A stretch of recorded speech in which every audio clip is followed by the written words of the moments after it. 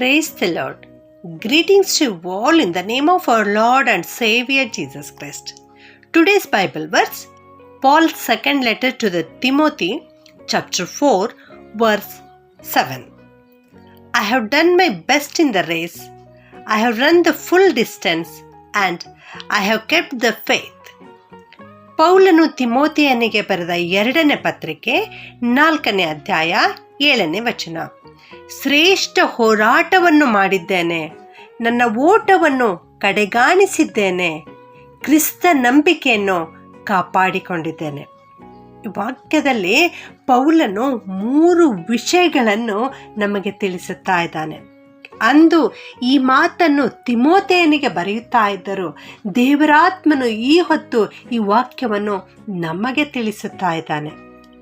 ಮೊದಲನೆಯದಾಗಿ ಶ್ರೇಷ್ಠ ಹೋರಾಟವನ್ನು ಮಾಡಿದ್ದೇನೆ ಎಂಬುದಾಗಿ, 2ನೇದಾಗಿ ನನ್ನ ಓಟವನ್ನು ಕಡೆಗಾಣಿಸಿದ್ದೇನೆ ಎಂಬುದಾಗಿ, 3ನೇದಾಗಿ ಕ್ರಿಸ್ತ ನಂಬಿಕೆಯನ್ನು ಕಾಪಾಡಿಕೊಂಡಿದ್ದೇನೆ ಎಂಬುದಾಗಿ. ಹೌದು, ಇಲ್ಲಿ ಶ್ರೇಷ್ಠ ಹೋರಾಟ ಎಂದರೆ ಇದು ನಮ್ಮ ಆತ್ಮೀಕ ಜೀವಿತಕ್ಕೆ ಹೋಲಿಸುತ್ತಾ ಇದ್ದಾನೆ. ನಮ್ಮ ಆತ್ಮಿಕ ಜೀವಿತವನ್ನು ಒಂದು ಯುದ್ಧಕ್ಕೆ ಹೋಲಿಸ್ತಾ ಇದ್ದಾನೆ, ಒಂದು ಹೋರಾಟಕ್ಕೆ ಹೋಲಿಸ್ತಾ ಇದ್ದಾನೆ, ಮತ್ತೆ ಇದನ್ನ ಒಂದು ಓಟದ ಪಂದ್ಯಕ್ಕೆ ಹೋಲಿಸ್ತಾ ಇದ್ದಾನೆ. ನಾನು ಓಟವನ್ನು ಕಡೆಗಾಣಿಸಿದ್ದೇನೆ ಎಂಬುದಾಗಿ. ಕಡೆಗಾಣಿಸಿದ್ದೇನೆ ಎಂದರೆ ಈ ಪದದ ಅರ್ಥ ಪೂರ್ತಿಗೊಳಿಸಿದ್ದೇನೆ. ಓಟ ಎಂದರೆ ಸೇವೆಯನ್ನು, ದೇವರು ನನಗೆ ಕೊಟ್ಟ ಸೇವೆಯನ್ನು ಕಡೆಗಾಣಿಸಿದ್ದೇನೆ, ಪೂರ್ತಿ ಮಾಡಿದ್ದೇನೆ, ಮುಗಿಸಿದ್ದೇನೆ ಎಂಬುದಾಗಿ ಹೇಳುತ್ತಾ ಇದ್ದಾನೆ. ಪ್ರಿಯರೇ, ಕಡೆಗಾಣಿಸಿದ್ದಾನೆ ಎನ್ನುವಂಥ ಪದವನ್ನು ನಾವು ಸರಿಯಾಗಿ ಅರ್ಥ ಮಾಡಿಕೊಳ್ಳಬೇಕು. ಕಡೆಗಾಣಿಸುವುದು ಅಂದರೆ ಪೂರ್ತಿಗೊಳಿಸುವುದು.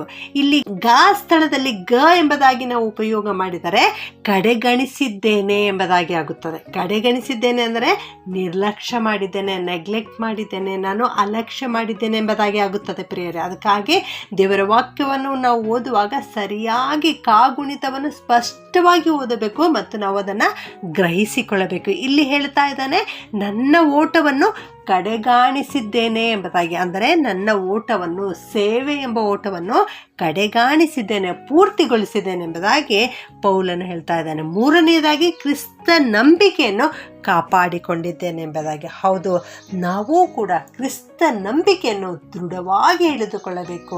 ಎಲ್ಲಿಯವರೆಗೆ? ಕೊನೆಯವರೆಗೆ. ನಮ್ಮ ಓಟ, ನಮ್ಮ ಪಂದ್ಯ ಯಾವಾಗ ಪ್ರಾರಂಭವಾಗ್ತದೆ ಅಂದರೆ, ನಾವು ಯಾವ ದಿವಸ ಕ್ರಿಸ್ತನನ್ನು ನಮ್ಮ ರಕ್ಷಕನನ್ನಾಗಿ ಅಂಗೀಕರಿಸಿಕೊಳ್ಳುತ್ತೇವೋ, ಯಾವ ದಿವಸ ನಾವು ರಕ್ಷಣೆಯನ್ನು ಹೊಂದುತ್ತೇವೋ, ಅದೇ ದಿವಸ ನಮ್ಮ ಓಟದ ಪಂದ್ಯ ಪ್ರಾರಂಭವಾಗಲಿದೆ. ಪ್ರಿಯರೇ, ಮತ್ತು ಯಾವಾಗಿನವರೆಗೆ ಇದನ್ನು ನಾವು ಮುಂದುವರಿಸಬೇಕಂದ್ರೆ, ನಮ್ಮ ಜೀವಿತದ ಕೊನೆ ಉಸಿರು ಇರುವವರೆಗೆ ನಾವು ಈ ಓಟವನ್ನು ಓಡಬೇಕು, ಈ ಪಂದ್ಯವನ್ನು ನಾವು ಕಡೆಗಾಣಿಸಬೇಕು, ಪೂರ್ತಿಗೊಳಿಸಬೇಕು. ಅಲ್ಲಿಯವರೆಗೆ ನಾವು ಓಡಬೇಕು. ಈ ಓಟದ ಮಧ್ಯದಲ್ಲಿ ಅನೇಕ ಸಮಸ್ಯೆಗಳು ನಮ್ಮ ಜೀವಿತದಲ್ಲಿ ಬರುತ್ತವೆ. ಲೋಕದ ಮೂಲಕವಾಗಿ, ಈ ಲೋಕದವರ ಮೂಲಕವಾಗಿ, ನಮ್ಮ ಶರೀರದ ಮೂಲಕವಾಗಿ, ಸೈತಾನನ ಮೂಲಕವಾಗಿ ಅನೇಕ ಶೋಧನೆಗಳು ಬರುತ್ತವೆ. ಆದರೆ ಅವೆಲ್ಲವುಗಳನ್ನು ತುಳಿದು ಮುಂದೆ ನಾವು ಓಡಬೇಕು. ಯಾವ ಮಾರ್ಗದಲ್ಲಿ? ಕ್ರಿಸ್ತನು ತೋರಿಸುವಂಥ ಮಾರ್ಗದಲ್ಲಿ ನಾವು ಓಡಬೇಕು.